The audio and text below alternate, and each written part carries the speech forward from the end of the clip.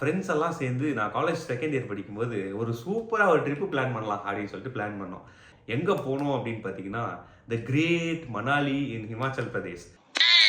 15,000 கிட்ட வந்துட்டு அந்த டூர்ஸ் அண்ட் டிராவல்ஸ் இருக்கு இல்லையா, அவங்களுக்கு வந்து பேக்கேஜ் எல்லாம் கொடுத்து எல்லாம் பண்ணிட்டோம். பிளான் பண்ணோம், எக்ஸிக்யூட்டும் பண்ணோம், அழகா போனோம். அதுக்கப்புறம் டெல்லியிலேருந்து மணாலிக்கு போய் சேர்ந்தாச்சு. நான் போய் பார்க்குறேன், பனியே காணோம். 10,000 கொடுத்தா அவர் வந்துட்டு இந்த பேக்கேஜ்லேயே இல்லாத ஒரு இடத்துக்கு, இந்த ரொட்டாங் பாஸுக்கு மேலே சிஷு அப்படின்னு சொல்லிட்டு ஒரு மவுண்டன் இருக்கு, நான் அங்கே கூப்பிட்டு போகிறேன், அங்கே உனக்கு பனி இருக்கும் அப்படின்னு சொன்னார். அந்த அம்பாலாலேருந்து டெல்லிக்கு போகிற ட்ரெயின் எவ்ரி 4 hours ஒன்ஸ் தான் இருக்கும். நாங்கள் மதியானம் 12 o'clock இருக்கிற ட்ரெயினை பிடிச்சி போயிடலாம் 4 o'clockன்னு சொல்லிட்டு பார்த்தா, அந்த 12 o'clock ட்ரெயினை விட்டுட்டாங்க. விட்டதுல என்னடா இதுன்னு சொல்லி ஆல்ரெடி ரிசர்வ் பண்ணி வச்சிருந்த டிக்கெட் ரிசர்வ் பண்ணி வச்சிருந்தோம், அந்த காசும் போச்சு. மணாலி வீடியோ வந்து ஷார்ட்ஸ்ல பார்த்துருப்பீங்க. பார்க்கல அப்படின்னா, அதனால எதுவும் பார்க்கலையே அப்படின்னு சொன்னீங்கன்னா, நான் உங்களுக்கு மேலே கொடுக்குறேன், செக் பண்ணி பாருங்க. அதில் நான் என்ன சொல்லியிருப்பேன் அப்படின்னா வந்துட்டு, எப்படி ₹1 கூட இல்லாமல் நான் மணாலிலேருந்து திருப்பி வந்தேன் அப்படிங்கிற கதையை பற்றி இப்போ நம்ம அப்படியே ஒவ்வொன்றா பார்த்துடலாமா?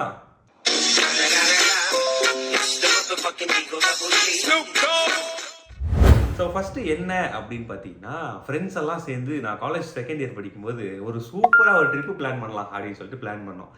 சரி, ஓகே அப்படின்னு நீங்கள் நினைக்கிற மாதிரி பாய்ஸ் ட்ரிப் மாதிரி பிளான் பண்ணி ட்ராப் ஆகிற ட்ரிப்லாம் கிடையாதுங்க. இது நாங்கள் பிளான் பண்ணோம், எக்ஸிக்யூட்டும் பண்ணோம், அழகாக போனோம். எங்கே போனோம் அப்படின்னு பார்த்தீங்கன்னா, தி கிரேட் மணாலி இன் ஹிமாச்சல் பிரதேஷ். கல்யாணம் ஆகிறதுக்கு முன்னாடியே ஹனிமூன் போயிருக்கோம் அப்படிங்கிற மாதிரி தான் இருந்துச்சு. ரொம்பவே ஜாலியாக இருந்துச்சு. நான் வந்து வீட்டில் அப்பாட்ட காசு கேட்டேன். அப்பா வந்து சரி பரவாயில்ல பையன் ஏதோ போயிட்டு வரான்னு சொல்லிட்டு காசுலாம் கொடுத்து ஹெல்ப் பண்ணாங்க.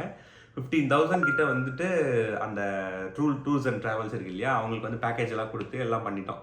அது இல்லாமல் எங்கள் அம்மா வந்து எனக்கு ஸ்நாக்ஸ்லாம் கொடுத்தாங்க. வீட்டில் இருக்கிற ஸ்நாக்ஸு, பக்கத்து வீட்டில் வாங்கின ஸ்நாக்ஸு, கடையில் வாங்கின ஸ்நாக்ஸு எல்லாம் கொடுத்தாங்க. நான் வந்து செம்ம ஹாப்பி. இன்னைக்கு வந்து ஒரு பிடிக்கிறோம் அப்படின்னு சொல்லிட்டு ஜாலியாக இருந்தேன். சரின்னு சொல்லிட்டு நம்ம ட்ரெயினில் ஏறியாச்சு. ட்ரெயினில் ஏறி டெல்லிக்கு போயிட்டு இருக்கிற வழியிலே எல்லா ஸ்நாக்ஸையும் முடிக்க ஆரம்பிச்சிட்டானுங்க. ஏன்னா இப்போ சாப்பிட்றீங்க எல்லா ஸ்நாக்ஸையும் அப்படின்னு கேட்கும்போது, இதா நம்மளாம் இப்போ பெரிய ஆள், இப்போ சாப்பிட்றது இப்போ உள்ளது இப்போ சாப்பிடு, அப்புறமா போயிட்டு வேற ஏதாவது பார்த்துக்கலாம் அப்படின்னு சொல்லிட்டு பயங்கரமாக வந்து ஒரு ஜாலி மூட்லேயே இருந்ததுனால நானும் அதை பெருசாக கண்டுக்கல. டெல்லிக்கு போய் இறங்கிட்டு டெல்லியிலே தேவையில்லாத செலவு நம்ம வந்து பண்ணிட்டோம். அதுக்கப்புறம் டெல்லியிலேருந்து மணாலிக்கு போய் சேர்ந்தாச்சு. மணாலியில் போயிட்டு பார்த்தா மெயினாக மணாலிக்கு எல்லாரும் எதுக்கு போவாங்க? ஸ்னோவுக்கு போவாங்க. நான் போய் பார்க்குறேன், பனியே காணோம். சுத்தம், என்னடா இது ஒரு பனி கூட இல்லையே அப்படின்னு சொல்லிட்டு நானும் தேடுறேன். ஹோட்டல் பக்கத்தில் பார்த்தா பனி இல்லை, வெளியில் போய் பார்த்தாலும் தெரிய மாட்டேங்குது. என்னடான்னு கேட்டால் இது சம்மர் சீசன், இப்போ பனி வராது அப்படின்ற மாதிரி சொல்லிட்டாங்க. இது தெரியாமல் போச்சே அப்படின்னு சொல்லிட்டு செம்ம ஒரு மைண்ட் அப்பயே வந்து ஒரு மாதிரி ஆயிடுச்சு. சரின்னு சொல்லிட்டு அந்த ஒரு 1 or 2 days ட்ரிப்பு முடிஞ்சிருச்சு. ரிட்டர்ன் ஆக போகிற டைமில் எனக்கு வந்து மைண்ட் ஒத்துக்கவே இல்லை. என்னது நம்ம வந்ததுக்கு ஒரு பனி எப்படி இருக்குன்னு கூட பார்க்கலையே அப்படின்னு சொல்லிட்டு எனக்கு ரொம்ப வருத்தமாக இருந்துச்சு. அப்போது நான் என் ஃப்ரெண்ட்ஸுக்கெல்லாம் சொல்லிட்டு இருக்கேன். அவனுங்க தோதான் இருக்குடா பனி, இங்கேருந்து பார்த்தா தெரியுதுடா அப்படின்றானுங்க. உனக்கு தெரியுதுடா, எனக்கு தொட்டு பார்க்கணும்ல, அப்போ தான் எனக்கு தெரியும் அப்படின்னா அந்த ரோட்டில் குட்டி குட்டியாக அந்த ஐஸ்லாம் கிடக்கும் இல்லையா, அதெல்லாம் எடுத்து கொடுத்து இதான் பண்ணி பாரு அப்படின்றானுங்க. எனக்கு சாட்டிஸ்ஃபேக்ஷனே கிடையாது. என்ன பண்ணுறதுன்னு தெரிலன்னு சொல்லிட்டு அவர் நம்ம கூட ஒரு பஞ்சாபி டிரைவர் வந்திருந்தார். அவர்கிட்ட போயிட்டு பைசாப் ஏதாவது ஹெல்ப் பண்ணுங்க பைசாப் அப்படின்னு சொன்னோன்னே 10,000 தியோ அப்படின்றாரு. 10,000 கொடுத்தா அவர் வந்துட்டு இந்த பேக்கேஜ்லேயே இல்லாத ஒரு இடத்துக்கு, இந்த ரொட்டாங் பாஸுக்கு மேலே சிஷு அப்படின்னு சொல்லிட்டு ஒரு மவுண்டன் இருக்கு, நான் அங்கே கூப்பிட்டு போகிறேன், அங்கே உனக்கு பனி இருக்கும் அப்படின்னு சொன்னார். சரின்னு சொல்லிட்டு நானும் அந்த மவுண்டனுக்கு போயிட்டு அந்த பனியெல்லாம் தொட்டு பார்த்துட்டு செம்ம ஹாப்பி எல்லாம் பண்ணிட்டு ரிட்டர்ன் வந்துட்டோம். ஆனால் இதுக்கு யாருமே எனக்கு எந்த சப்போர்ட்டும் பண்ணல. என்னோட காசு, இந்த கார்டு கீடு இல்லாத ஸ்டூடெண்ட் கார்டெலாம் வச்சுருப்போம் இல்லையா, அதெல்லாம் ஸ்வைப் பண்ணி பெட்ரோல் போட்டு கொடுத்தாச்சு.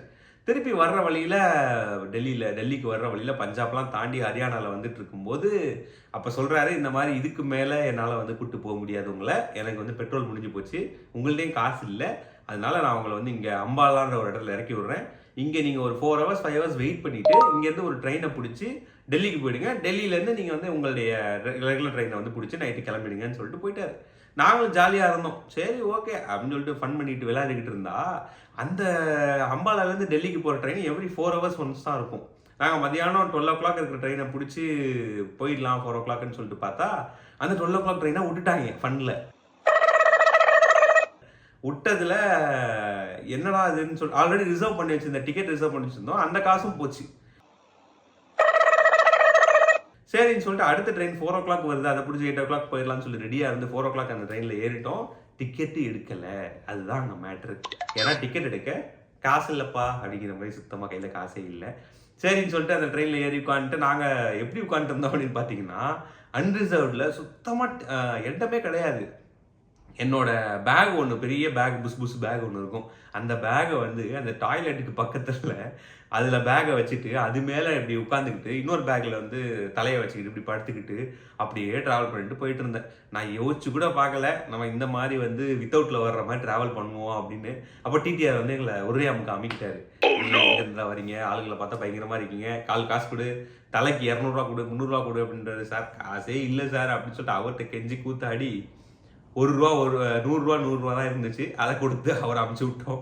இதெல்லாம் தாண்டி கடைசியில் டெல்லிக்கு வந்துட்டோம். டெல்லிக்கு வந்து எப்படான்னு சொல்லி ட்ரெயினில் ஏறி உட்காந்துட்டு அந்த ட்ரெயினில் போகும்போது டீ விற்கிறாங்க, போண்டா விற்கிறாங்க, அண்டா பிரியாணின்னு சொல்லிட்டு எல்லாம் வித்துட்டு இருக்காங்க. நமக்கு எதுவும் வாங்குறதுக்கு கையில் காசு இல்லை. கடைசியில் அந்த டீ கடைக்காரர், அந்த டீ விற்கிறவர் வந்து டீ வேணுமா அப்படின்னு கேட்பாரு. நான் வேணாங்க அப்படின்னுவேன். திருப்பி வருவார், மறுபடியும் டீ வேணுமா, வேணாங்க. கடைசியில் அவரே ஒரு கடுப்பாயிட்டாரு. ஏன் உனக்கு டீ வேணாம் சொல்லு அப்படின்னோடனே, காசு இல்லைங்க அதனால தாங்க டீ வேணான்ற அப்படின்னு அவரே பாவப்பட்டு எனக்கு ஒரு டீலாம் கொடுத்தாரு. இதெல்லாம் குடிச்சு முடிச்சுட்டு வீட்டுக்கு வந்து சேர்ந்தோடனே அம்மா கையில் சாப்பிட்ட அந்த ஒரு ஜாலி இருக்கே, செம ஹாப்பி. ஸோ அப்போ தான் நான் சில விஷயங்களை கற்றுக்கிட்டேன். அதை உங்ககிட்ட ஷேர் பண்ணலாம் அப்படின்னு எனக்கு தோணுச்சு. அது என்ன அப்படின்னு பார்த்தீங்கன்னா, ஃபஸ்ட்டு விஷயம், எந்த ஒரு ட்ராவல் போகும்போதும் நீங்கள் ஒரு பட்ஜெட் பிளான் பண்ணுறீங்கன்னா அது ப்ளஸ் ஆர் மைனஸில் போகுங்கிறனால கையில் எப்போவுமே உங்கள் கையில் காசு கொஞ்சம் எக்ஸ்ட்ரா இருக்கணும். ரெண்டாவது, நீங்கள் நினைக்கிற விஷயத்த உங்கள் கூட வரவங்க நினைப்பாங்கன்னு கிடையாது. ஃபார் எக்ஸாம்பிள், இப்போ எனக்கு ஸ்னோ வந்து தொட்டு பார்த்தா தான் நான் ஒத்துக்குவேன், மற்றவங்க மாதிரி கிடையாது. ஸோ நான் தொட்டு பார்க்கணும் அப்படின்னா அதுக்கு நான் தான் செலவு பண்ணி ஆகணும், அதோடைய பொறுப்பை நான் தான் எடுத்துக்கிட்டு ஆகணுங்கிறதுனால நான் அதுக்கான காசு எடுத்துகிட்டு போயிருக்கணும். நான் அதை செய்யாமல் போயிட்டேன். நான் அதை பற்றி யோசிக்கலை. இதனால் நீங்களும் வந்து உங்களுக்கு ஏதாச்சும் எக்ஸ்ட்ரா, இப்போ ஃபார் எக்ஸாம்பிள் சில பேருக்கு பேராகிளைடிங் பிடிக்கும், அது சில பேர் பயப்படுவாங்க, வரமாட்டாங்க. அப்போ எல்லாரும் வருவாங்கிற நம்பிக்கையில் நம்ம போகக்கூடாது. நம்ம போகணுன்னா நம்ம காசை எடுத்துகிட்டு போய் நம்ம அதில் ஜாயின் பண்ணிக்கணும். ஸோ நீங்கள் ஃப்ரெண்ட்ஸோடு போனீங்கனாலும் உங்களுடைய இண்டிவிஜுவாலிட்டிக்காக நீங்கள் வந்து கொஞ்சம் எக்ஸ்ட்ராவாக நீங்கள் இது பண்ணுற மாதிரி இருக்கும். ஸோ இதெல்லாம் தான் மெயினாக நான் கற்றுக்கிட்ட ஒரு விஷயங்கள். ஸோ நீங்கள் உங்களுடைய ட்ராவலில் என்னென்ன எக்ஸ்பீரியன்ஸ்லாம் பண்ணீங்கிறத கமெண்ட்டில் சொல்ல முடியாது, ஏன்னா அவ்வளோ பெருசாக டைப் பண்ண முடியாது. இந்த வீடியோ பற்றி நீங்கள் என்ன நினைக்கிறீங்க அப்படிங்கிறத நீங்கள் வேணால் கமெண்ட்டில் சொல்லுங்கள். நெக்ஸ்ட் மீட் பண்ணுறேன். டாடா.